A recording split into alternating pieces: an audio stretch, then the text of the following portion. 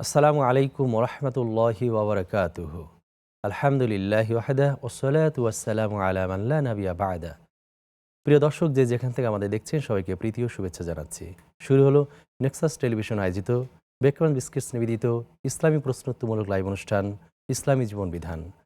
আপনাদের সঙ্গে আছি আমি সৈয়দ আল জাবের। আপনাদের জিজ্ঞাসিত প্রশ্নের উত্তর দেওয়ার জন্য আমাদের সঙ্গে আছেন বিশিষ্ট আলমদিন শাইখ আলী হাসান তৈয়ব, খতিব আন-নূর জামে মসজিদ, টঙ্গী, গাজীপুর, সহ সম্পাদক দৈনিক আমার দেশ।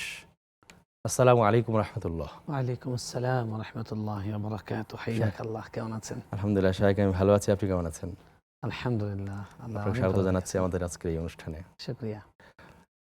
প্রিয় দর্শক, আমাদের এই অনুষ্ঠানে প্রশ্ন করার জন্য স্ক্রিনে দেখানো নাম্বারটিতে কল করতে পারেন। এছাড়াও নেক্সাস টেলিভিশন ইসলামিক ফেসবুক পেজের কমেন্ট বক্সে প্রশ্ন করতে পারেন। শেখ, আমরা শুরু করছি আমাদের আজকের লাইভ অনুষ্ঠান। আমাদের আজকের শুরুর যে টপিক রয়েছে সেটি হলো যে মানুষের প্রতি কৃতজ্ঞতা এবং আল্লাহ সন্তুষ্টির পথ। আমরা জানি যে আল্লাহ প্রতি কৃতজ্ঞতা প্রকাশ করতে হয়, মানুষের প্রতি কৃতজ্ঞতা প্রকাশ করতে হয়। আমরা মানুষের প্রতি যে কৃতজ্ঞতা প্রকাশের যে ব্যাপারটি আছে, এটা আমরা কোরআন ও সুন্নাহর আলোকে আপনার কাছে জানতে চাচ্ছি। ধন্যবাদ। নাহমাদুহু ওয়া নুসাল্লি আলা রাসূলিহিল কারীম, আম্মা বা'দ। ক্বালা রাসূলুল্লাহ সাল্লাল্লাহু আলাইহি ওয়াসাল্লাম, লা ইয়াশকুরুল্লাহ মান লাম ইয়াশকুরিন নাস। রাওয়াহু আহমদ ওয়া তিরমিজি। মানুষের প্রতি কৃতজ্ঞতা এটা একজন মানুষের খুব বড় একটি গুণ, খুব বড় একটি চরিত্র। একজন মুমিনের ক্ষেত্রে একটি বৈশিষ্ট্য যে উনি মানুষের কৃতজ্ঞতা আদায় করবেন। রাসূল সাল্লাল্লাহু আলাইহি ওয়াসাল্লাম বলছেন যে সে ব্যক্তি আল্লাহর শুকরিয়া আদায় করেনি যে মানুষের শুকরিয়া আদায় করে না। আল্লাহর শুকরিয়া আদায় করা ছাড়া তো কেউ মুমিনই হতে পারবে না। আমরা বলি যে আলহামদুলিল্লাহি রাব্বিল আলামিন, সকল প্রশংসা আল্লাহর জন্য। এবং আল্লাহ তাআলার প্রশংসা আমরা যদি জন্মের পর থেকে মৃত্যু পর্যন্ত সারাক্ষণ করতে থাকি, আল্লাহর শুকরিয়া স্বরূপ সিজদায় পড়ে থাকি, তাও আল্লাহর শুকরিয়া আদায় করে শেষ করতে পারবো না। তো আল্লাহর প্রশংসা তো, তার কৃতজ্ঞতা, আল্লাহর প্রতি কৃতজ্ঞতা এবং শুকরিয়া প্রকাশ, সেটা তো সীমাহীন হবেই। আল্লাহর প্রতি শুকরিয়ার একটা অংশ হলো বান্দার প্রতি শুকরিয়া আদায় করা, যেটা রাসূল সাল্লাল্লাহু আলাইহি ওয়াসাল্লাম এই তিরমিজি আহমদের হাদিসে বলছেন যে যে মানুষের শুকরিয়া আদায় করে না সে আল্লাহর শুকরিয়া আদায় করে না। এটা কেন? কারণ আল্লাহ রাব্বুল আলামিন আপনার দ্বারা কাউকে উপকৃত করলেন, তখন আপনি তার কাছে কৃতজ্ঞতা বা শুকরিয়া প্রকাশ করবেন, প্রত্যাশা করবেন না। এটা আদব, যে উপকার করবে তার জন্য। যেটা আল্লাহ কোরআনে বলেছেন সূরা ইনসানের মধ্যে, ইন্নামা নুতঈমুকুম লিওয়াজহিল্লাহ লা নুরিদু মিনকুম জাযাআন ওয়ালা শুকুরা। আমরা আল্লাহর জন্য তোমাদেরকে খাইয়েছি, কোনো শুকরিয়াও চাই না, কোনো বিনিময়ও চাই না। তো যিনি করবেন উপকার, তিনি তার কাছে বিনিময়ের জন্য করবেন না, এমনকি শুকরিয়া প্রত্যাশা করবেন না। কিন্তু ইসলাম এটা হলো, যিনি উপকার করছেন তাকে ইসলামের শিক্ষাটা দিচ্ছে, এই শিষ্টাচার। আর যিনি উপকার ভোগ করছেন তাকে ইসলাম শিক্ষা দিচ্ছে যে তুমি তার প্রতি শুকরিয়া আদায় করো। রাসূল সাল্লাল্লাহু আলাইহি ওয়াসাল্লাম একটা হাদিসে বলছেন, কাফি ও, প্রতিদান দাও। যদি কিছু দিয়েই প্রতিদান দিতে না পারো, অন্ততপক্ষে তার জন্য দোয়া করো। আপনি কিছু না পারেন, অন্ততপক্ষে জাযাকাল্লাহু খায়রান, হ্যাঁ, জাযাকাল্লাহু খায়রান এইটুক বলেন যে আল্লাহ আপনার উত্তম বিনিময় দান করুক। এবং রাসূল সাল্লাল্লাহু আলাইহি ওয়াসাল্লাম এটা বলতেন, জাযাকাল্লাহু খায়রান, সাহাবীরা বলতেন। এবং আল্লাহ নবী সাল্লাল্লাহু আলাইহি ওয়াসাল্লামের জীবনে আমরা দেখি যে তিনি মানুষের এমন কোনো ছোট ছোট অনুদান বা অনুগ্রহ বা তার প্রতি বদান্যতা নেই যেটা তিনি প্রতিদান দেননি। তিনি মৃত্যুর আগে আবু বকর রাদিয়াল্লাহু তাআলা আনহুর কথা বলছেন যে আমি আবু বকর, সবার পৃথিবীতে যারাই আমার উপকার করেছে আমি তাদের সকলের উপকারের প্রতিদান দেওয়ার চেষ্টা করেছি, শুকরিয়া আদায় করেছি এবং প্রতিদান দেওয়ার চেষ্টা করেছি। কিন্তু আবু বকর, আমি তার প্রতিদান দেওয়ার সামর্থ্য রাখি না, বা আমি তার প্রতিদান দিয়ে শেষ করতে পারবো না। তার প্রতিদান আল্লাহ সুবহানাহু ওয়া তাআলা দিবেন। সুবহানাল্লাহ। সর্বস্ব দিয়ে দিয়েছে। হ্যাঁ, সর্বোচ্চ বিলিয়ে দিয়েছেন। তো এইখান থেকে দেখুন আবু বকর রাদিয়াল্লাহু তাআলা আনহুর ইসলামের প্রতি অবদান যেমন বোঝা যায়, ঠিক এটাও বোঝা যায় যে রাসূল সাল্লাল্লাহু আলাইহি ওয়াসাল্লাম আবু বকর রাদিয়াল্লাহু তাআলা আনহুকেই অ্যাকসেপ্ট করেছেন। এক্সেপশনাল তিনি ছাড়া অন্য সবার কিন্তু তিনি প্রতিদান দিয়েছেন। আপনি কোরআনে দেখবেন যে আল্লাহ এমন কোনো আমলের কথা বলেননি, এমন কোনো কাজের কথা বলেননি যেটার জাযা বা প্রতিদান বলেননি। প্রত্যেকটা আমলের বিপরীতে আল্লাহ প্রতিদানের কথা বলেছেন। তাই সামান্য একটা উপকার যদি কেউ আপনার করে, সেটার আপনি কিছু প্রতিদান দিন, নাহলে একটা দোয়া করুন অন্তত পক্ষে। কথার কথা, আমি একবার যখন মাদ্রাসায় পড়ি, তো সাধারণত দেখা যেত যে ছাত্ররা, ছোট বাচ্চারা, শিক্ষক বলছেন যে এটা করো এটা করো, তো দেখতাম না তেমন কিছু করতেন। তো আমি যখন পটিয়ায় গেলাম, পটিয়া মাদ্রাসায় পড়ছি, তো সেখান থেকে ফিরে আসলাম, একজন বুজুর্গ, একজন সিনিয়র, একজন আলিমের ইয়েতে গেলাম। তো উনি আমাকে ছোট একটা কাজ দিলেন যে অমুক বইটা কিনে আনো, ওই দোকান থেকে আনলাম। আনার পরে তিনি আমাকে অনেকক্ষণ ধরে দোয়া করলেন আমার জন্য। তো আমি বললাম যে ওস্তাদ জি এত দোয়া করার কি আছে? বলছেন না এটা সুন্নাহ। হ্যাঁ, এবং উনি বলছেন যে কথার কথা কাউকে কাপড় আয়রন করতে পাঠিয়েছে, তো দেখা গেছে 10 টাকা বেঁচে গেছে ওখান থেকে দেওয়ার পরে, ওটা তোমার কাছে রাখো। তো অর্থাৎ আপনি কিছু না কিছু খুবই হলেও ভালো তাকে practice প্রতিদান আসলে দিবেন। এগুলো। হ্যাঁ, আমরা দেখা গেছে কি আমাদের পিয়ন সে চা দিয়ে গেল, তো আপনি একটা জাযাকাল্লাহ বলেন, তাকে ধন্যবাদ বলেন, তাহলে সে কি করে পরবর্তীতে আপনি যখন তার কাছে চা চাইবেন সে মনোযোগ দিয়ে দিবে। সে চা দেওয়ার সময় তো সে আপনার চার মধ্যে একটা কিছু দিয়ে দিতে পারে। অনেকে দুষ্টামি করে থুতু দেয়। অর্থাৎ তাকে যে আপনি বিরাগ করছেন সে তো আপনার কোনো ক্ষতি করতে পারে, তো সে আপনার উপকারী বন্ধুর মতো আপনার সেবা করছে, যদিও তার এটা সার্ভিস। হ্যাঁ, তারপরে আপনি তাকে প্রতিদান দেন। রাসূল সাল্লাল্লাহু আলাইহি ওয়াসাল্লাম দেখেন তিনি কি চমৎকার, আল্লাহ নবী সাল্লাল্লাহু আলাইহি ওয়াসাল্লাম হলেন শ্রেষ্ঠতম চরিত্রের অধিকারী। বুইসতু লিউতাম্মিম মাকারিমাল আখলাক, আমি চরিত্রের পূর্ণতা দেওয়ার জন্য প্রেরিত হয়েছি। দেখেন চরিত্রের পূর্ণতা কাকে বলে। তার কাছে একজন টাকা পান, তিনি কর্জা নিয়েছেন একজন ইহুদির কাছ থেকে, তো সেটা নির্দিষ্ট টাইম এখন আসে নাই, যে তিনি পরিশোধ করার জন্য যে টাইম ফিক্সড করেছেন দুজন মিলে, সেটা এখনো আসেনি। এর আগে সেই লোকটা এসে আল্লাহ রাসূল সাল্লাল্লাহু আলাইহি ওয়াসাল্লামকে গালাগাল করা শুরু করছে, হ্যাঁ নবীগিরি করছেন আপনি, টাকা পাই মানুষ, টাকা দেওয়ার কোনো খবর নাই। এসেই আবু বকর ওমর রাদিয়াল্লাহু আনহু, ইয়া রাসূলুল্লাহ সাল্লাল্লাহু আলাইহি ওয়াসাল্লাম আপনি এই বেয়াদবকে আপনি আমাকে অনুমতি দেন, আমি ওকে সাইজ করি না, সে আমাকে দুটা ধমক দেওয়ার অধিকার রাখে, সে তো আমার উপকার করেছে। তারপরে তিনি বললেন যাও, তার যে মানে যতটুকু টাকা আছে সেটা তাকে সেটা দিয়ে দাও, পরিশোধ করে দাও আর কি আমার পরিশোধ পক্ষ করে থেকে। দাও। এবং বলছেন যে তাকে বললো যে জাযাকাল্লাহ, আল্লাহ তোমাকে উত্তম বিনিময় দান করো। কিন্তু সুন্নাহ হলো যে আমি আপনার থেকে টাকা কর্জা নিয়েছি, সমপরিমাণ টাকা দিব, বেশি দিলে তো সুদ হয়ে যাবে, সমপরিমাণ টাকা দিব, তো দেওয়ার সময় শুধু মুখে একটা ভেটকে হাসি দিলে হবে না, সাথে একটা জাযাকাল্লাহ বলা। অমুসলিমকে জাযাকাল্লাহ বলা হ্যাঁ যায়। হ্যাঁ, আল্লাহ আপনাকে উত্তম বিনিময় দান করুক, ইসলামের উদারতা। হাদাকাল্লাহ, আল্লাহ তোমাকে হেদায়েত দান হেদায়েত দান করুক, করুক। এরকম একটা দোয়া করতে পারি। তো যে কোনো কিছুতে আপনি বাসে যাচ্ছেন, তো দেখা যাচ্ছে আপনি সিট পান না, আপনি মহিলা কিংবা আপনার বয়স্ক লোক, আপনাকে দেখে একজন যুবক উঠে দাঁড়িয়ে গেছে যে আঙ্কেল বসেন বা আন্টি বসুন, আপা আপনি বসেন, আপনি বসে গেলেন, আপনি একটা জাযাকাল্লাহ বলেন, আপনি বসে গেলেন একদম খুব অধিকারের মতো, যে পদাধিকার বলে আমি মহিলা হিসেবে সিট পাবোই, ও মহিলাকে আমি দেখেছি, কোনোদিন কিছু বলে না, আমি এটা প্রত্যাশা করি না, কিন্তু তাদের পক্ষ থেকে এটা আদব। আমি আমার স্ত্রীকে, আমি আমার কন্যাকে বলি যে তোমরা এই আদবটা শেখো। তো প্রত্যেকটা কাজের মধ্যে এরকম আপনার যেটা প্রাপ্য সেটা পাওয়ার পরে আপনি তাকে জাযাকাল্লাহ বলুন, এটা হলো ইসলামের শিক্ষা। এখন দেখুন আমাদের এই জাতি বাংলাদেশের, আমরা এমন একটা জাতি যে জাতির মধ্যে কৃতজ্ঞতা বোধ খুবই কম। আমাদের দেশে প্রচলিতই আছে যে আমরা হলাম সাপের মতো, আপনি যতদিন দুধ কলা দিয়ে পোষবেন ভালোই, একদিন ছোবল দিবে। আমরা এমন একটা জাতি। আমি ইতিহাসের দিকে যদি দেখি যে বাংলাদেশের যখন জন্ম হয়, প্রথম হলো 47 সালে ভাগ হয় ভারত পাকিস্তান। সে ভারত এবং পাকিস্তান দুটি দেশ হয়েছিল। পাকিস্তান মুসলিমদের জন্য, ভারত হলো হিন্দু এবং অন্য মিশ্র দেশ হিসেবে হয়েছিল। তো পাকিস্তানের যখন হবে তখন চুক্তি হয়েছিল যে এই দেশটা প্রতিষ্ঠা হওয়ার পরে কোরআনের মাধ্যমে এটা পরিচালিত হবে এবং আলেমদের পরামর্শ অনুযায়ী রাষ্ট্রের পরিচালনা হবে। কিন্তু দেশটা গঠন হওয়ার পরে তারা এটা ভুলে গেছে। এটা যারা স্বাধীনতা আন্দোলনকারী ছিলেন তাদের প্রতি চরম অকৃতজ্ঞতা। তারপরে পাকিস্তান থেকে পূর্ব পাকিস্তান বাংলাদেশ হলো। বাংলাদেশের জন্ম হয়েছিল শোষণবিহীন, বঞ্চনাবিহীন, বৈষম্যহীন বাংলাদেশ গড়ার জন্য, একটা স্বাধীন দেশ। কিন্তু বাংলাদেশ গঠন হওয়ার পরে এর রন্ধে রন্ধে প্রশাসনে, আইনে, মানে সব কাঠামোর মধ্যেই নানান রকমের বৈষম্য এবং বঞ্চনা। শক্তের জন্য একজন, মানে নরমের জন্য আরেক রকম, এবং সরকারি দলের জন্য একরকম, সরকার বেসরকারি দলের জন্য, অন্য দলের জন্য একরকম আইন চলে। সামান্য অপরাধে একজনকে ফাঁসি দেওয়া হচ্ছে, একজনকে আমৃত্যু কারাদণ্ড দেওয়া হচ্ছে, আর আরেকজন মানুষ খুন করার পরে বুক ফুলিয়ে বেড়াচ্ছে। এই যে বৈষম্য, এই বঞ্চনা, এই যে অবিচার, এই যে অসমতা, এটা কিন্তু মানে 71 সালের পরেও পূরণ হয়নি। খুবই পরিতাপের সঙ্গে দেখছি যে অবশেষে আরও একটা বিপ্লব, একটা জাতি বারবার হয় না, তার বাংলাদেশে আরেকটি বিপ্লব হলো। এই আমাদের দেখেছি 25 আগস্টের যে বিপ্লবটা হলো, জুলাই আগস্টের বিপ্লব, 24 যে জুলাই আগস্টের বিপ্লব, সেটা কি হলো? সেটার যে চাওয়া ছিল যে একটা নির্বাচন হবে, প্রশ্নবিহীন একটা নির্বাচন হবে। তো যাই হোক, আপাত দৃষ্টিতে দেখলাম যে আমরা নির্বাচনে কোনো সহিংসতা হয়নি। তারপরে অনেক প্রশ্ন উঠেছে, প্রশ্ন তোলার মতো অনেক সুযোগ আছে। নির্বাচনের পর একটা সরকার গঠিত হয়েছে। তারা কিন্তু যেই তরুণরা, যে যুবকরা, যে জেনজি প্রজন্ম, তাদের জীবন দিয়ে, রক্ত দিয়ে তারা আমাদেরকে স্বাধীন ভাষা এনে দিল, স্বাধীনতার স্বাদ দিল।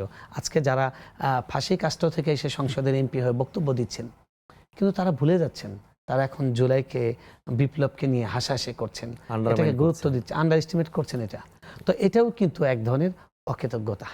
আপনি মানে আল্লাহ তাআলা শাকুর, আল্লাহ কোরআনে নিন্দা করেছেন ওয়া কালিলুম মিন ইবাদিয়াশ শাকুর, আমার খুব কম বান্দা আছে যারা কৃতজ্ঞ, যারা কৃতজ্ঞতা আদায় করে।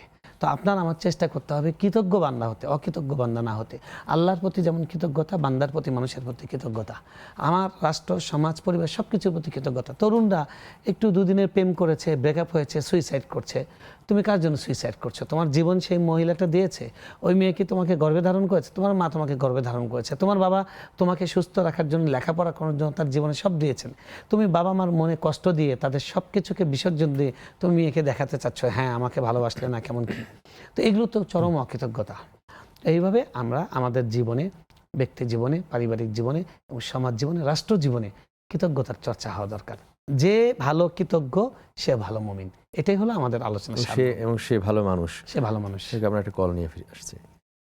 আসসালামু আলাইকুম দর্শক, কে আছেন আমাদের সঙ্গে, প্রশ্ন করতে পারেন। হ্যাঁ, আমি মোহাম্মদ রিজাউল বিশ্বাস, কালীগঞ্জ উজিরপুর থেকে বলছি। জি ভাই, কি প্রশ্ন আছে আপনার? আমি বলছি যে আমাদের এলাকার এক ব্যক্তি, তার 300 বিঘা মতো জমি আছে মাঠে, এবং তার 3-4টি ব্যবসা আছে হুজুর, কিন্তু তিনি জাকাত দেয় 100, 200, 500 করে এরকম, মানে এরকম জাকাত দেয়। এখন ইনার তো আমরা বলতেও পারি না কিভাবে কি করা যায় বলেন। এই এই এই জাকাতের বিষয়টা ইনি কত শতক জমি সামান্য আছে? মতনই করে। এই কত শতক জমি কথা বললেন ভাই? এখানে 300 বিঘে জমি আছে, ইনি করে কি আবার প্রতি 300 বিঘা? বছর আবার ওই 20 বিঘা করে কেটে কিনি, বলে কি আমি তো ঋণ আছে আমার কাছে, এখন এই টাকা নেই। এই যে আমরা বুঝতে পেরেছি, আমরা ঋণ দেখাই, এই জাকাত দেয় না। হ্যাঁ, জি, ঠিক আছে, 300 বিঘা জমি আছে আর কি। ঠিক আছে ভাই, আমরা শাহের কাছে তো জেনে নেব ইনশাআল্লাহ। আমরা কৃতজ্ঞতা নিয়ে কথা বলছি। আমরা ওই ভাই যে প্রশ্নটি করলেন যে এক লোকে 300 বিঘা জমি আছেন, তিনি জাকাত দিচ্ছেন না, 500, 100, 200 এরকম টাকা দিচ্ছেন, আসলে জমির উপর জাকাত আছে কিনা, আসলে বা ওনার যে সংশয় এটা দূর করা যায় কিভাবে? আপনি প্রশ্ন করছিলেন, আমরা খেয়াল করছিলাম যে এই ব্যক্তিকে কি করতে পারি। প্রথমত এই ব্যক্তির জন্য দোয়া করবেন, হেদায়েতের দোয়া করবেন, আর তাকে বোঝাবেন। আচ্ছা, আগে প্রথমে বুঝুন যে জাকাত কিসের উপর ফরজ হয়। জাকাত 4 ধরনের জিনিসের উপর ফরজ হয়। ব্যবসায়িক পণ্যের উপরে হয়, নগদ অর্থের উপরে হয়, স্বর্ণের উপরে হয়, আর হলো ক্ষেত ফসলের উপরে হয়, গবাদি পশুর উপরে হয়। তো এখন ক্ষেত ফসলের উপর হয়, জমির উপরে হয় না। তো ওনার জমি আছে, তিনি যদি ওষুধ পরিমাণ সেরকম যদি শস্য আবাদ করে থাকেন, তাহলে সেই শস্যের ওষুধ দিবেন, কিন্তু এটার কারণে তার আর্থিক জাকাত সেটা তার উপর ফরজ হবে না। আর যদি তার কাছে অর্থ থাকে, স্বর্ণ থাকে, তাহলে তার জাকাত ফরজ হবে। এখন তিনি অল্প টাকা দেন, তার আদৌ আর অন্য অর্থ আছে কিনা বা স্বর্ণ আছে কিনা সেটা উনি জানেন, বা আপনি তো সেটা বলেননি। তাকে যেটা বলবেন যে আপনি আলিমদের সঙ্গে কথা বলে আপনার কি কি সম্পদ আছে সেটা একজন আলিমের, বিজ্ঞ আলিমের কাছে বলুন, বলে আপনি তার কাছ থেকে জেনে নিন আপনার উপর জাকাত ফরজ হয়েছে কিনা। যদি জাকাত ফরজ হয় তাহলে হিসাব করে জাকাত দিতে হবে, 2.5% দিতে হবে। আপনার যে বিবরণটা আমরা পেয়েছি মনে হচ্ছে জমি আছে, জমি থাকলে জাকাত ফরজ হয় না। জমির উপর যদি তিনি ক্ষেত ফসল করেন তাহলে ফসলের উপর অসর হবে, যদি সেই পরিমাণ হয়। মানে অনেক জমি থাকলেই মানে জাকাতটা হয়, এটা ক্লিয়ার থাকা উচিত। হ্যাঁ, মানে অনেক জমির যে আছে বলে- ফসলটা উৎপন্ন করবেন উনি, সেটা জাকাত আছে, সেটার উপরে। সেটাকে ওসর বলা হয় আর কি। জি, আসসালামু আলাইকুম দর্শক, কে আছেন আমাদের সঙ্গে, প্রশ্ন করতে পারেন। আসসালামু আলাইকুম। ওয়ালাইকুম আসসালাম। জীবন, কি হুজুর, প্রশ্ন আছে আপনার? হ্যালো, হুজুর আমার দুটো প্রশ্ন ছিল। জি বলুন প্লিজ। আমার একটা প্রশ্ন, আমার আব্বুর ব্যবসা করতে ঠান্ডা আছে, এখন আসলে যায় কোনো দোয়া আছে কিনা যেন আমার আব্বু। আমরা আপনার কথা ক্লিয়ার বুঝতে পারছি না, কেটে কেটে আসছে। আমার একটা প্রশ্ন ছিল। জি, সরাসরি প্রশ্নটা করুন। জি, হ্যাঁ, আমার আব্বুর ঠান্ডা হয়ে আছে, আসলে চলে যায়, আব্বুর কোনো বিশেষ দোয়া আছে আব্বুর কাম একদম ভালো হয়? আমরা আসলে আপনার কথা ঠিক বুঝতে মতো পারছি বুঝতে না। পারছি না, শুনতে পাচ্ছি না।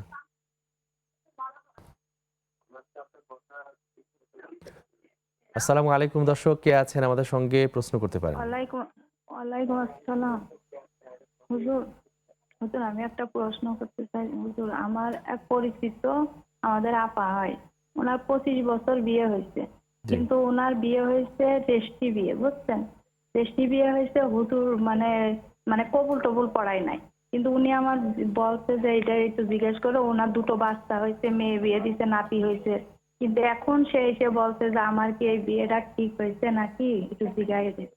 বিয়েটা কিভাবে হয়েছে বললেন? মানে কবুল রেজিস্ট্রি বলেন। বিয়ে করছিল। কবুল কে বলে নাই? রেজিস্ট্রি মানে হুজুর দিয়ে পড়ায় নাই, ওনারা হলো যে রেজিস্ট্রি বিয়ে করছে।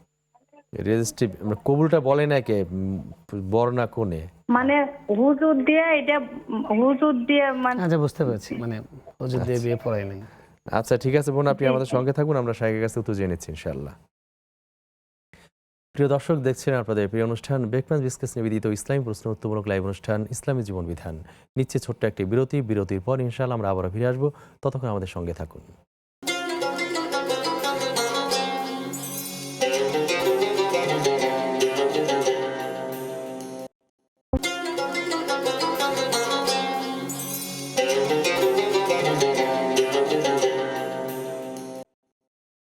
আসসালামু আলাইকুম প্রিয় দর্শক, বিরতির পর ইনশাআল্লাহ আমরা আবার ফিরে এসেছি আপনাদের প্রিয় অনুষ্ঠান ব্রেকফাস্ট বিস্কেস নিবেদিত ইসলামী জীবন বিধানে। এক বিরতি আমরা ফিরে এসেছি। আমাদের এক বোন প্রশ্ন করেছিলেন যে এক বোনের পক্ষ থেকে প্রশ্ন করেছেন যে উনি 25 বছর হলো বিয়ে হলো, তার 2টা বাচ্চা হয়েছে, বিয়ে হয়েছে সম্ভবত তাদের। এখন উনি কবুল বলেন নাই, রেজিস্ট্রি অফিসে গিয়ে রেজিস্ট্রি বিয়ে করেছেন, হুজুর দিয়ে বিয়ে করেন নাই।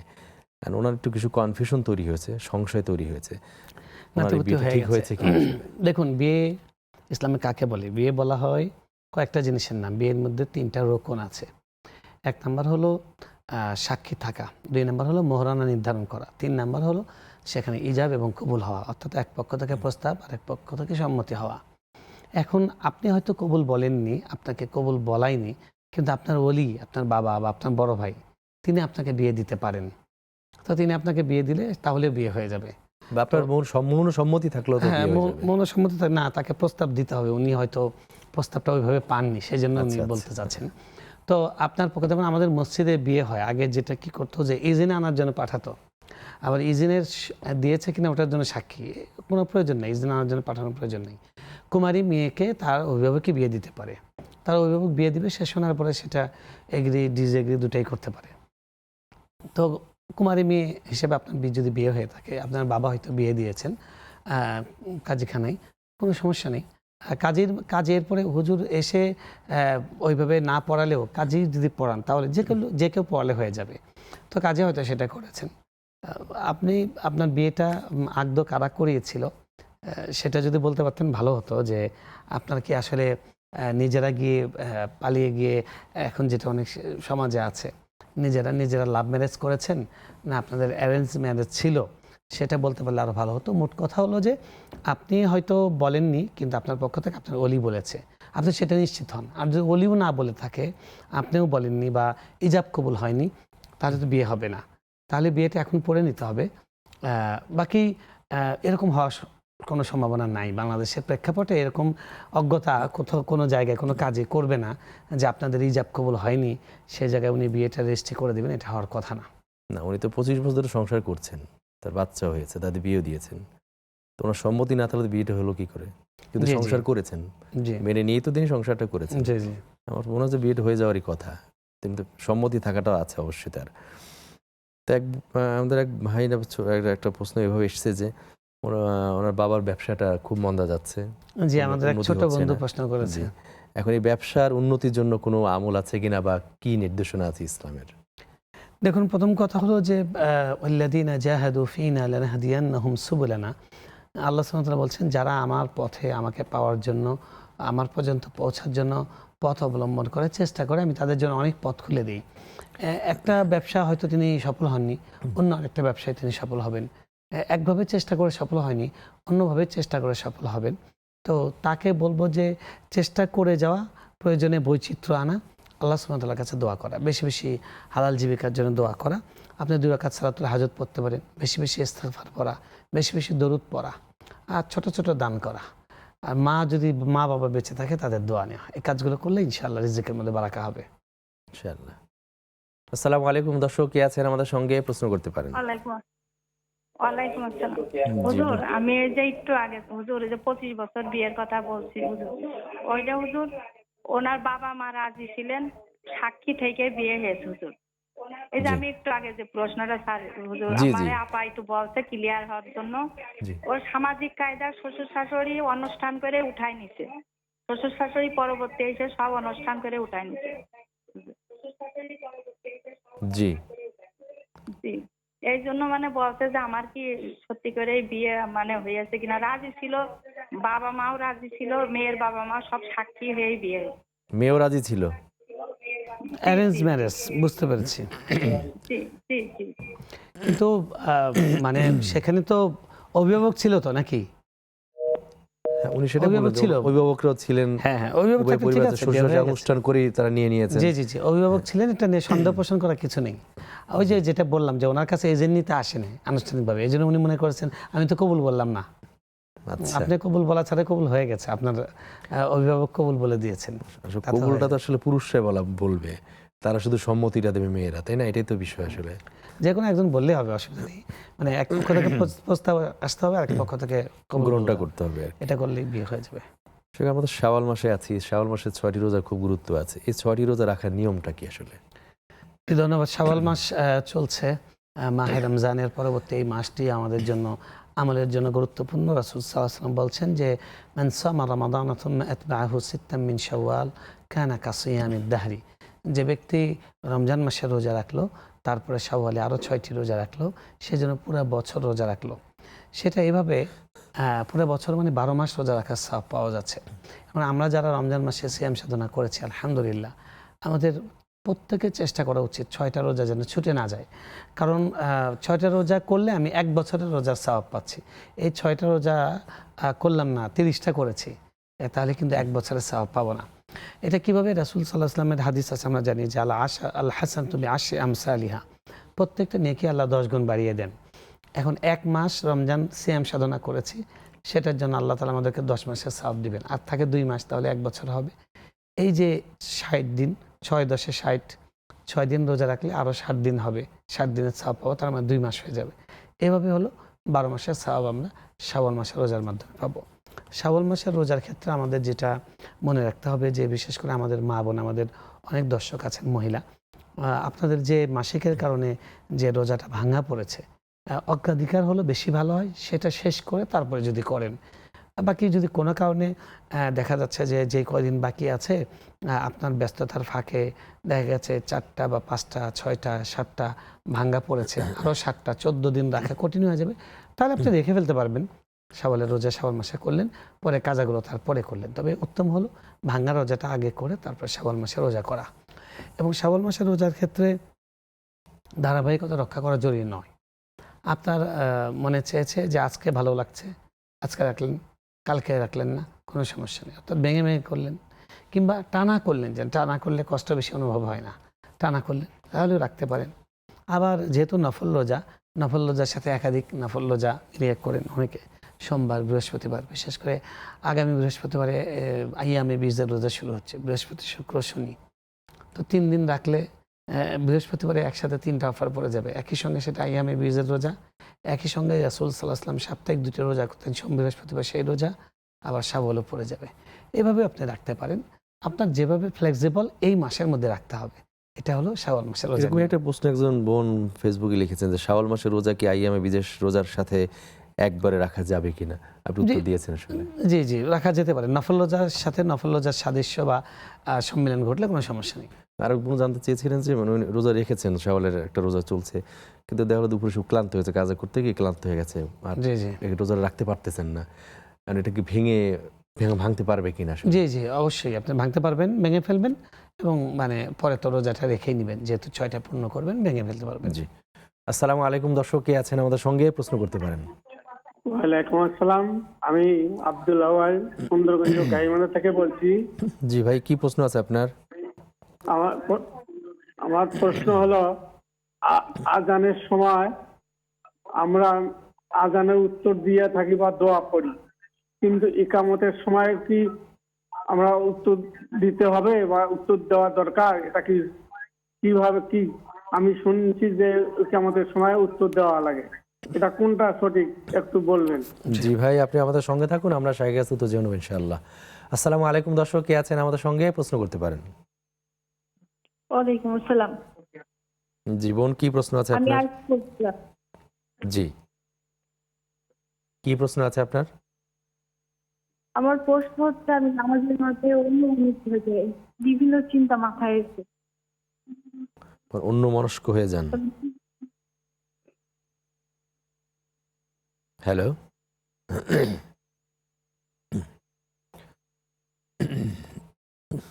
আমার দুটো প্রশ্ন এসছে। এক ভাই জানতে চেয়েছেন যে উনি আজানের তো জবাব দেন, আবার দোয়াও করেন, ইকামতের ক্ষেত্রে দিতে হবে কিনা। কেউ বলে উনি শুনেছেন যে দিতে হয়, এবার সঠিক কোনটা আসলে? যে একামতের জবাবও দেবেন, একই রকম পদ্ধতি, আজানে যেরকম যেই বাক্য ওই একামতেও একই বাক্য, শুধু এখানে একটি বাক্য অ্যাড হয়, কদ কামাতিস সালাহ। ওখানে আপনি কদ কামাতিস সালাহও পড়তে পারবেন, আকামাহা ও আদামাহা। আল্লাহ এই সালাতকে প্রতিষ্ঠিত রাখুন এবং আমাকে এই সালাতের উপরে মানে অবিরাম রাখুন। হ্যাঁ, তো সেই দোয়াটা আপনি করতে পারেন। আজানের মতো একামতে আপনি উত্তর দেবেন, এটাই সুন্নাহ। অনেককে দেখা যায় আশহাদু আন্না মুহাম্মাদার রাসূলুল্লাহ যখন বলা হয় তখন সাল্লাল্লাহু আলাইহি ওয়াসাল্লাম বলে, এই সাল্লাল্লাহু আলাইহি ওয়াসাল্লামকে এখানে বলবে নাকি শুধু আজানের বাক্যগুলোই? গুরুত্বপূর্ণ কথা বলেছেন। এটা এই নোটটা আমাদের দেওয়া দরকার। এটা আমরা অনেক বলার পরে অনেকে এখনো দেখি যে যখন আশহাদু আন্না মুহাম্মাদুর রাসূলুল্লাহ পড়ে সাল্লাল্লাহু আলাইহি ওয়াসাল্লাম, তো তখন তারা দরুদ পড়েন। আসলে আজান এবং একামতের সময় যখন পড়া হবে তখন এটা একটা আমল, এটা সাধারণ আমল না, তখন একটা নির্দিষ্ট আমল। এই সময় এটাই বলা সুন্নাত। তখন আপনি বলবেন আশহাদু আন্না মুহাম্মাদুর রাসূলুল্লাহ। এটা হলো কি, আপনি উনি সাক্ষী দিচ্ছেন যে আমি সাক্ষ্য দিচ্ছি মুহাম্মদ সাল্লাল্লাহু আলাইহি ওয়াসাল্লাম আল্লাহর রাসূল। তখন আপনিও এই সাক্ষী দেখে আপনিও সাক্ষী দিবেন। এই সাক্ষী দেওয়াটা একটা হলো শাহাদা, এটা একটা ইবাদত। এখানে ইবাদত এটাই, এখানে দরুদের ইবাদত না। মানে এখানে নাম শুনলে যে রাসূলের নাম শুনলে যে দ্রুতটা পড়তে হবে সেইটার বিধানটা এখানে প্রযোজ্য না। অনেকেই আশহাদু আন্না মুহাম্মাদুর রাসূলুল্লাহ না পড়ে সাল্লাল্লাহু আলাইহি ওয়াসাল্লাম পড়েন না, এই জায়গায় আপনার দরুদ নয়, এই সময় আপনি আশহাদু আন্না মুহাম্মাদুর রাসূলুল্লাহ বলবেন। এবং অনেকে আরেকটা ভুল করেন, সেটা হলো যে দরুদ না পড়ে বা আশহাদু আন্না মুহাম্মাদুর রাসূলুল্লাহ না পড়ে ওই সময় তারা এরকম করে চোখে ফু দেন। এটা কিন্তু একটা ভিত্তিহীন আমল, এটা কোনো সুন্নাহসম্মত আমল নয়, এটা একটা বানোয়াট বা বিদআত একটা আমল। এই আমলটা আমরা করবো না। জি, আল্লাহ নবী সাল্লাল্লাহু আলাইহি ওয়াসাল্লামকে চোখে ফু দিয়ে ভালোবাসার বিষয় নয়। আল্লাহ নবী সাল্লাল্লাহু আলাইহি ওয়াসাল্লামকে অন্তরে ধারণ করতে হবে এবং সেটার প্রকাশ ঘটবে আমার প্রত্যেকটা কাজে সুন্নাহ অনুসরণের মাধ্যমে। জি। আসসালামু আলাইকুম, দর্শক কে আছেন আমাদের সঙ্গে প্রশ্ন করতে পারেন। ওয়ালাইকুম আসসালাম। আসসালামু আলাইকুম ওয়া রাহমাতুল্লাহ। ওয়ালাইকুম আসসালাম ওয়া রাহমাতুল্লাহ। ভাইয়া কি প্রশ্ন আছে আপনার? হুজুর, আমি একজন ছোটখাটো ব্যবসায়ী। জি, আমি ব্যবসা করি, কোরআন সুন্নাহ অনুযায়ী ব্যবসাটা পরিচালনা করতে চাই। জি। কিভাবে করলে আল্লাহ রাসূল সন্তুষ্ট অর্জন হবে? কি ব্যবসা করেন আপনি? আপনার ব্যবসার কি প্রোডাক্ট? ছোট আপনি মোটো একটু গালামালের দোকান করি। কাঁচামালের? না, মুদির দোকান। মুদি দোকান আছে। ঠিক আছে ভাই, আপনি আমাদের সঙ্গে থাকুন, আমরা শাইখের কাছ থেকে পরামর্শ জেনে নেব ইনশাআল্লাহ। প্রিয় দর্শক, দেখছেন আপনাদের প্রিয় অনুষ্ঠান নেক্সাস টেলিভিশনের ইসলামী প্রশ্ন উত্তর লাইভ অনুষ্ঠান বেকনাজ বিস্কিটস নিবেদিত ইসলামী জীবন বিধান। নিচ্ছে ছোট্ট একটা বিরতি। বিরতির পর ইনশাআল্লাহ আমরা আবার ফিরে আসবো, ততক্ষণ আমাদের সঙ্গেই থাকুন।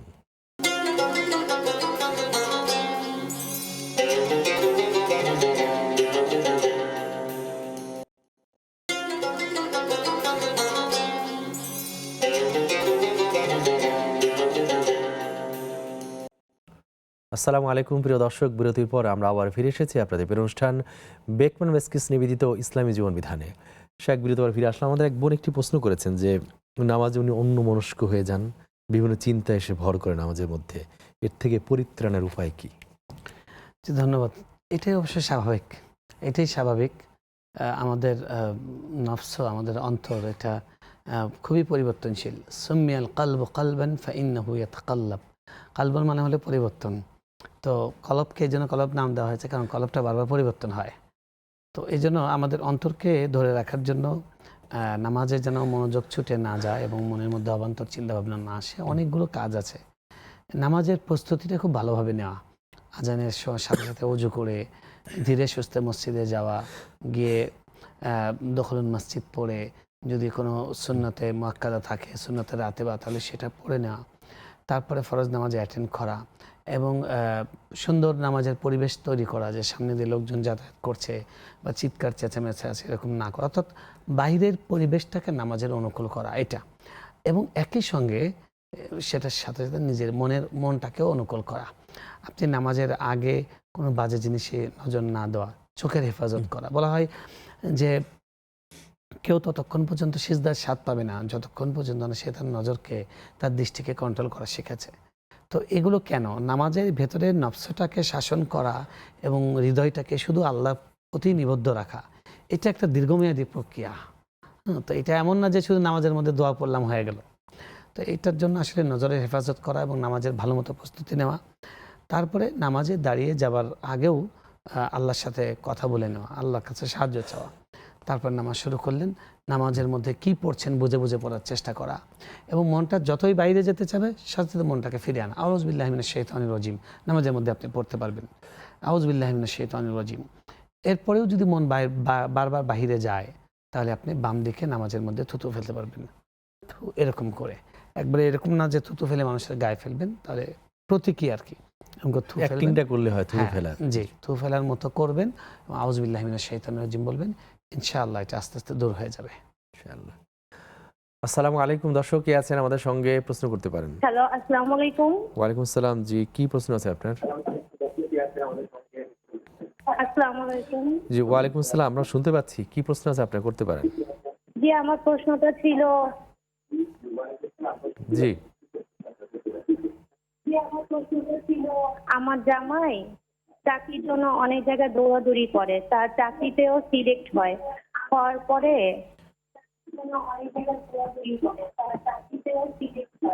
হওয়ার পর তাকে বলে যে আমি ডাক দিব, আপনাকে জানাবো, তারপর আর কোনো ডাক আসে না। এর জন্য কি কোনো বিশেষ দোয়া আছে কিনা? আমি অনেক টেনশনে থাকি যে কবে তার কাজ হবে। জি, জি, বুঝতে পারছি। ঠিক আছে বোন, আপনি আমাদের সঙ্গে থাকুন, আমরা শাইখের কাছে উত্তর জানাবো ইনশাআল্লাহ। আসসালামু আলাইকুম, দর্শক কে আছেন আমাদের সঙ্গে প্রশ্ন করতে পারেন। লাইনটি বোধহয় কেটে গেছে। আমাদের বোন প্রশ্ন করেছেন, আপনি শুনেছেন যে তার জামাই পরীক্ষা দেয়, সিলেক্ট হয়, কিন্তু জি, ডাক আর পায় না, কোনো ভাই দোয়া আমল বাবরের আছে ডাক কিনা? পান কিন্তু চাকরির ডাক আর তিনি পান না, এই তো। তো আসলে প্রথম কথা হলো যে তিনি যেই কাজটা ভালো পারবেন, তার যে স্পেশালিটি, তার যে বিশেষত্ব যেই খাতে, যেই অঙ্গনে, সেই অঙ্গনে প্রথমত ট্রাই করা উচিত। 2 নম্বর হলো আপনি তাকে বলবেন যে চাকরির ইন্টারভিউতে যাওয়ার আগে 2 রাকাত নামাজ পড়ে আল্লাহর কাছে সালাতুল হাজত পড়ে আল্লাহর কাছে যেন সাহায্য চান এবং তিনি যেন চাকরির ইন্টারভিউটা ভালো করার জন্য যে ধরনের টিপসগুলো আছে সেগুলো ফলো করেন। ইন্টারনেটে সার্চ দিলে অনেক টিপস পাবেন, যারা আগে অভিজ্ঞ আছেন এই লাইনের তাদের থেকে পরামর্শ নিতে পারেন। নিয়ে আপনি যাবেন, আল্লাহর উপর ভরসা করে নির্ভয়ে আপনি ইন্টারভিউতে অ্যাটেন্ড করবেন। আর আল্লাহর প্রতি সুধারণা রাখবেন যে আমি 20টা থেকে প্রত্যাখ্যাত হয়েছি, 21 নম্বরে গিয়ে আমার চাকরি হবে। 50টা প্রত্যাখ্যাত হয়েছে, একবার না পারিলে দেখো শতবার। আপনি চেষ্টাটা করতে থাকবেন এবং আল্লাহর কাছে হোসনে জান নেক ধারণা রাখবেন। ইনশাআল্লাহ আল্লাহ যেই জায়গায় আপনার সম্মানের রিজিক রেখেছেন সেই জায়গাটা হয়তো এখনো জাননি, ওখানে গেলে আল্লাহ আপনার চাকরি মিলিয়ে দিবেন। এমন হতে পারে কিনা যে আসলে আল্লাহ চাকরি করুন, আপনি এটা চান না, আপনি ব্যবসা করুন, এটাও হতে পারে। বারবার যদি আল্লাহ ফিরিয়ে দিচ্ছেন, আমার মনে হচ্ছে যে আল্লাহ চায় না যেন চাকরিটা হোক, ব্যবসা করুন, কারণ ব্যবসাতে বারাকাটা বেশি। জি জি, ব্যবসায় বারাকা বেশি, যদি তার সুযোগ থাকে তাহলে কোনো ছোটোখাটো হলেও ব্যবসা হালাল ব্যবসার মধ্যে ঢুকে যাবে এবং ব্যবসার মধ্যে বারাকা বেশি। অনেক খাত আছে, আমি চিন্তা করি যে সবাই ঢাকায় আসে, সবাই চাকরি করতে চায়। আমাদের কৃষি খাত বিশাল খাত, এই যে ছাগল পালন, গরু পালন, হাঁস পালন, মুরগি পালন, তারপরে মাছের চাষ করা, বিভিন্ন চাষের উদ্যোগ, ফলমূল, হ্যাঁ অনেক, এরপর ক্ষুদ্র ক্ষুদ্র ব্যবসা আছে অনেক। তো হালাল যে কোনো পেশার সঙ্গে উনি জড়িত হতে পারেন, শুধু চাকরি ট্রাই করে না, চাকরির পাশাপাশি তিনি হালাল কোনো পেশার জন্য ট্রাই করবেন, ব্যবসার জন্য ট্রাই করবেন, ইনশাল্লাহ বারাকা হবে। ইনশাআল্লাহ। আসসালামু আলাইকুম, দর্শক কে আছেন আমাদের সঙ্গে প্রশ্ন করতে পারেন। আসসালামু আলাইকুম ওয়া রাহমাতুল্লাহ। আমি আব্দুল জব্বার পাবনা থেকে বলছি। জি, ওয়ালাইকুম আসসালাম ওয়া ধন্যবাদ রাহমাতুল্লাহ। স্যারকে। জি ভাই, কি প্রশ্ন আছে? স্যারকে ধন্যবাদ, ওনার কথাবার্তা আমার খুবই ভালো লাগে, খুবই ভালো লাগে। জি, বিষয়টা হচ্ছে স্যারের কাছে আমি একটা জিনিস, আমি আমার ব্যক্তিগত বিষয় আমি বলতেই চাই, লজ্জা শরমের কিছু নাই। জি, আমার এক আত্মীয় আমার কাছ থেকে টাকা নিল, প্রথমে 1 লাখ, যে আমি আপনাকে অংশীদারিত্ব যেটা মুদারাবা হালাল হয়, আমি লাভ লসের হিসাব করবো, হিসাব করে একটা পার্সেন্টেজ দেবো, জি, এই হিসাবে আমি তাকে 1 লাখ টাকা দিলাম। সে 6 মাস দেওয়ার পর এখন বলছে আমি আর হিসাব করতে পারবো না, একটা অমনি নেন 1,500 2,000 আমি দেওয়া না, ওভাবে নেবো না, আমাকে জোর করে সে ওভাবে দিচ্ছে মাস 2 এবং আমার টাকাও ফেরত দিতেছে না। আমি স্ত্রী হারিয়ে আমি নির্ধারণ ভাবে জীবনযাপন করছি, জি, আমার হাতে আর টাকাও নাই। এখন উনি ওই টাকাটা আমাকে যেভাবে বলে নিছিল সেই জিনিসটা এখন কথা 2 করে ফেলেছে, বলছে আমি একটা হিসেব করে আপনাকে দেবো, লাভ হলে। আমি বলছি লাভ হলে দিবেন, না হলে না দিবেন। এখন উনি আমাকে ফিক্সড 1,500 টাকা দিতেছে আজ 2 মাস। আমি বলছি যে আপনি 5,000 10,000 কম দিয়ে আমার টাকা ফেরত দিতেন, তাও দিচ্ছে না। তো সেক্ষেত্রে আমি কি করতে পারি? আর 2 নম্বর হচ্ছে, হুজুরকে আমি একটা প্রশ্ন করতে চাই। জি এর আগেও আমি বলছি, বেদ মাফ করিয়েন, বারবার একটা জিনিস বলা, আমি স্ত্রী হারিয়ে এত হৃদয় বিদারক, এত কষ্ট, এত যন্ত্রণার ভিতরে আছি, এত কষ্ট আল্লাহ আমাকে দিয়ে কিভাবে পরীক্ষা করতে, কি কারণে আমার কি ভুলটা ছিল, যে কত কষ্ট স্ত্রী হারালেই। হুজুর সংক্ষেপে আপনার কষ্টের বিষয়টি বলুন। সরাসরি কিছু বলে এটা কেন হইলো আমার জন্য, এই ভাগ্যটা কেন আমার দোষ হয় না? ও কি ধরনের আচ্ছা। কষ্ট আছেন দু একটা কি বলা যায়? আচ্ছা, উনি হয়তো বলতে, জি বুঝতে পেরেছি আমরা। আসসালামু আলাইকুম দর্শক, কে আছেন আমাদের সঙ্গে প্রশ্ন করতে পারেন। আসসালামু আলাইকুম। হ্যালো, যে আমরা লাইনে কাউকে শুনতে পাচ্ছি না। আমাদের ভাই যে প্রশ্নটি করলেন যে, আসসালামু আলাইকুম। হ্যালো, আসসালামু আলাইকুম। ওয়ালাইকুম আসসালাম। জি ভাই, কে বলছিলেন? প্রশ্ন করতে পারেন। আমি ডোমার থেকে বলতেছি, আজিবুর রহমান। জি ভাই, কি প্রশ্ন আছে আপনার? তো প্রশ্ন হলো, আমি স্টক করছি প্রায় 1.5 বছর হয়ে গেল। জি জি তো কথা হলো, আমি কিছু ঋণ আছি মোটামুটি। জি ঋণ আছি মোটামুটি, তো আমার কিছু সম্পদ আছে, ওই বেশি আনে ঋণ মুক্ত হব। জি কিন্তু এর মধ্যে ঘটনা হলো, আমার ভাগি আমার ভাগের জমি বেশি দিতেছে না, দুনিয়ার শয়তানি, দুনিয়ার ইয়া করতেছে। এখন ওই ঋণটা যে আমার আছে, জি এখন ওইটার ভাগি কি আমি হব না ওরা? জি ভাই, বুঝতে পেরেছি। আপনি আমাদের সঙ্গে থাকুন, আমরা শাইখের কাছে উত্তর জেনেছি ইনশাআল্লাহ। হ্যাঁ, উনি 1 লাখ টাকা ধার দিয়েছেন, মানে ব্যবসায়ীকে বিনিয়োগ করেছেন আর কি। উনি লাভ লস যা হবে তার ভিত্তিতেই পার্সেন্টেজটা দেবেন আর কি। কিন্তু উনি এখন 6 মাস দেওয়ার পর বলছে, আমি হিসাব টিসাব করতে পারবো না, তুমি ফিক্সড কিছু নিয়ে নাও। উনি ফিক্সড ভাবে নিতে চাচ্ছেন না। উনি কি করতে পারেন আসলে? দেখুন, আপনার যেটা করণীয় সেটা হলো, আপনি যেটা বলছিলেন যে ভেঙে ভেঙে দিচ্ছে এখন, 1-1.5 হাজার টাকা করে ভেঙে ভেঙে দিচ্ছে। আপনি তাকে জিজ্ঞেস করবেন, এটা কি মূল টাকা দিচ্ছ না আমাকে প্রফিট দিচ্ছ? যদি প্রফিট দেয় তাহলে আপনাকে সেটা হালাল হওয়ার জন্য শর্ত আছে। শর্ত হলো যে তিনি কোন খাতে ব্যয় করছেন, অর্থাৎ কী ব্যবসাটা করছেন সেটা আপনাকে জানতে হবে, ওই ব্যবসাটা হালাল কিনা। তারপরে আপনার পার্সেন্টেজ নির্ধারণ করতে হবে যে ওই খাত থেকে যা প্রফিট হবে তার কথার কথা আমি 40%, তুমি 60%, বা আমি 50%, তুমি 50%, কিংবা আমি 60%, তুমি 40%, এভাবে। অর্থাৎ পার্সেন্টেজ নির্ধারণ করা যাবে, লাভের পরিমাণ percentage নির্ধারণ করা নির্ধারণ যাবে। করতে হ্যাঁ, হবে। পরিমাণ নির্ধারণ করা যাবে না। এখন যাই লাভ হবে সেই পার্সেন্টেজ অনুযায়ী আপনি পাবেন, তিনিও পাবেন। যদি দেখেন যে তিনি হারাম পথে সেটা বিনিয়োগ করেছেন, বৈধ পথে নয়, তাহলে তাকে বলবেন যে তুমি যা দিচ্ছ এগুলো আমার মূল টাকা নিয়ে ছেড়ে দে, আমাকে দেবাচ্ছে। অর্থাৎ আপনি সুদ থেকে বেঁচে যাবেন, হারাম থেকে বেঁচে যাবেন। আর যদি তিনি আপনাকে ওইরকম নির্দিষ্টভাবে পার্সেন্টেজ দিতে চাচ্ছেন না, আপনাকে ফিক্সড করে দিতে চাচ্ছেন না, প্রতি মাসে আপনাকে 1.5 হাজার করে আমি দিব, এটা লাভ বাবদ, তাহলে এটাও সুদ হয়ে যাবে। আপনি সেটা নেবেন না, আপনি বলবেন যে এটা আমার তাহলে মূল টাকা। আপনি ওই ব্যক্তির কাছ থেকে আপনার মূলধনটা উঠে নেন, ভালো কোনো ব্যক্তির কাছে দেন যিনি শরীয়তের নিয়মকানুন মেনে ব্যবসা করবেন। ওই ব্যক্তির কাছে দিয়ে আপনি সুদের ভাগিদার হওয়ার ঝুঁকিতে যাবেন না। জি, প্রিয় দর্শক, দেখছেন আপনাদের প্রিয় অনুষ্ঠান নেক্সাস টেলিভিশনের ইসলামী প্রশ্ন উত্তরমূলক লাইভ অনুষ্ঠান বেকনান ডিসকাস নিবেদিত ইসলামী জীবনবিধান। নিচ্ছে ছোট্ট আরেকটি বিরতির পর ইনশাআল্লাহ আমরা আবার ফিরে আসবো। ততক্ষণ আমাদের সঙ্গেই থাকুন।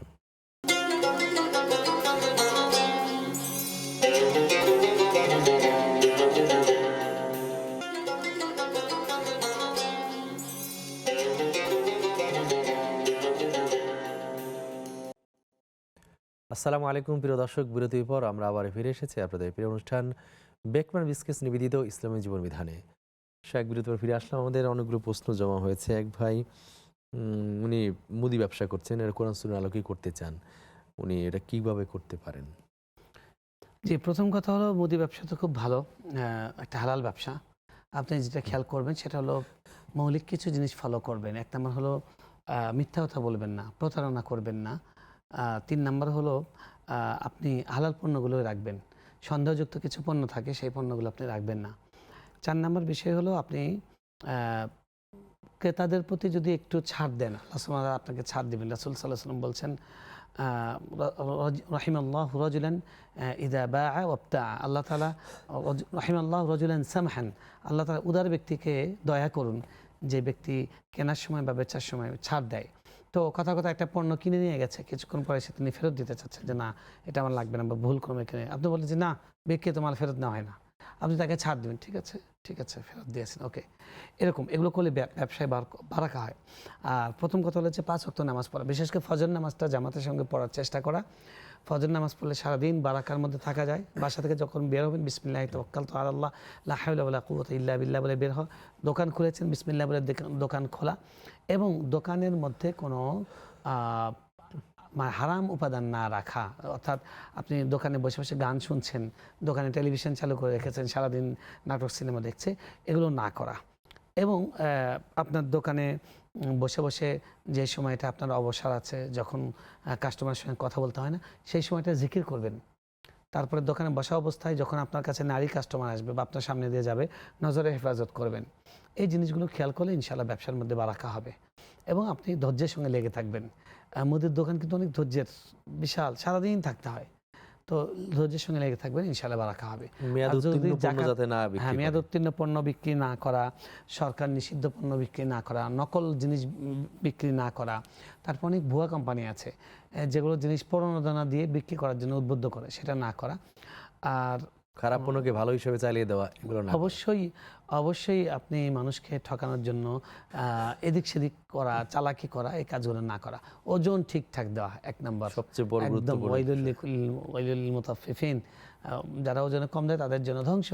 তো ওজনে কম না দেওয়া, এই কাজগুলো করুন ইনশাআল্লাহ। রাসূল সাল্লাল্লাহু আলাইহি ওয়াসাল্লাম বলেছেন যারা সত্যবাদী ব্যবসায়ী তারা নবীদের সঙ্গে, শহীদদের সঙ্গে, সাদিকিনদের সঙ্গে তাদের হাসর হবে। সুবহানাল্লাহ। সুবহানাল্লাহ। জি, আসসালামু আলাইকুম। দর্শক কে আছেন আমাদের সঙ্গে, প্রশ্ন করতে পারেন। হ্যালো। জি স্যার, আসসালামু আলাইকুম। ওয়ালাইকুম আসসালাম ভাই, কি প্রশ্ন আছে? বিরতির আগে আমি সববার প্রশ্ন করছিলাম একটা, দেখেন আমার স্ত্রী মারা, আমি কষ্টের ভিতরে আছি, তাদের কাছে একটু সান্ত্বনামূলক বিষয় জানতে চাই, কিন্তু ওই যে বাদ দিয়ে গেছে, উত্তরটা দেন। জি, এখনই আমরা উত্তর দিচ্ছি ইনশাআল্লাহ, যে আপনি আমাদের সঙ্গে থাকুন।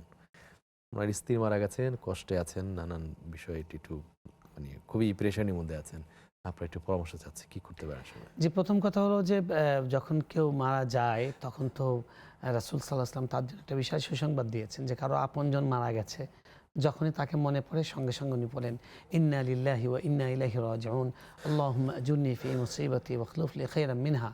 হে আল্লাহ, আপনি আমাকে এই বিপদে ধৈর্য ধারণ করার তৌফিক দান করুন এবং আপনি এর বিনিময় দান করুন এবং এর থেকেও উত্তম বিকল্প আমাকে দান করুন। এই দোয়াটা করা, এই দোয়াটা যদি করেন তাহলে আপনার মনের মধ্যে শক্তি আসবে, সাহস আসবে, আল্লাহ আপনাকে উত্তম বিকল্প দান করবেন।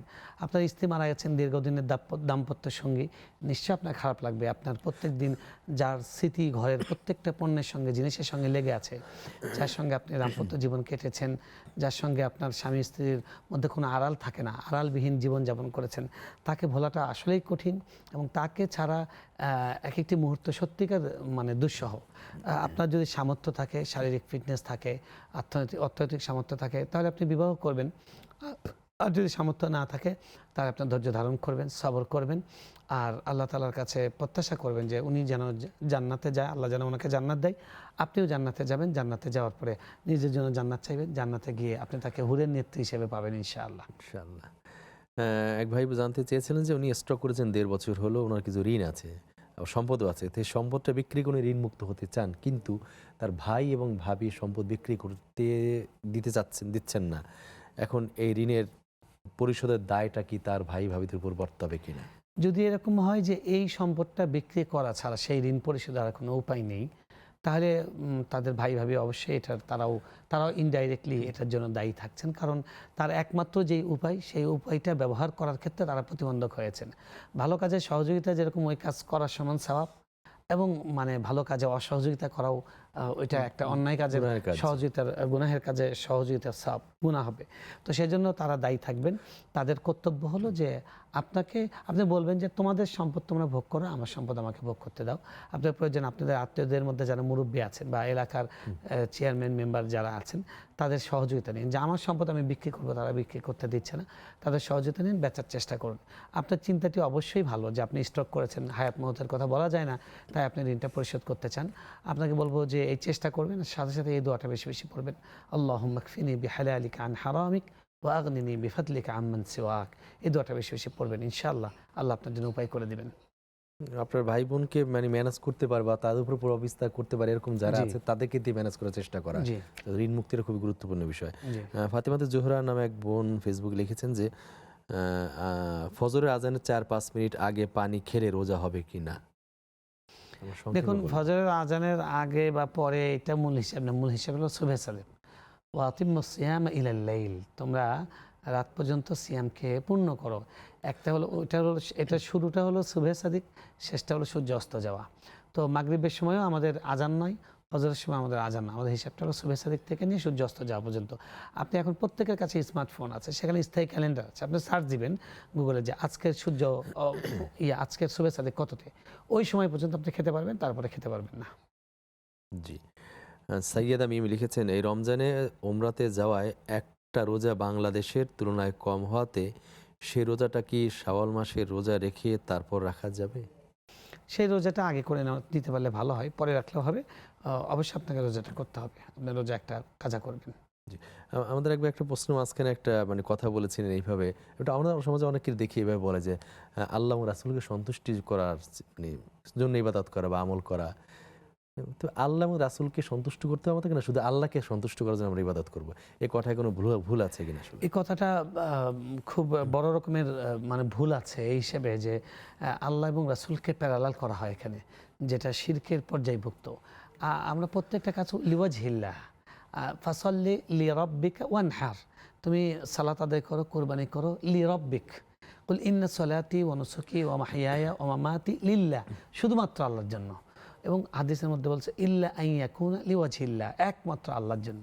তাই আমরা আল্লাহ ছাড়া অন্য কারোর জন্য, রাসূল সাল্লাল্লাহু আলাইহি ওয়াসাল্লাম যখন জীবিত ছিলেন তখন তাকে সন্তুষ্ট করার চেষ্টা করেছি আমরা, তখন সামনে থেকে কথাটা আসবে যে আল্লাহ এবং তার রাসূলকে খুশি করতে চাই, এটা সাহাবীদের অ্যাপ্রোচ ছিল।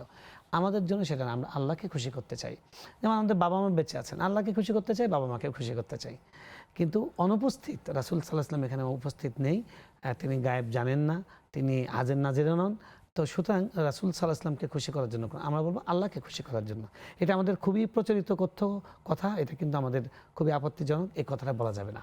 আল্লাহকে খুশি করার জন্য কাজটা করব।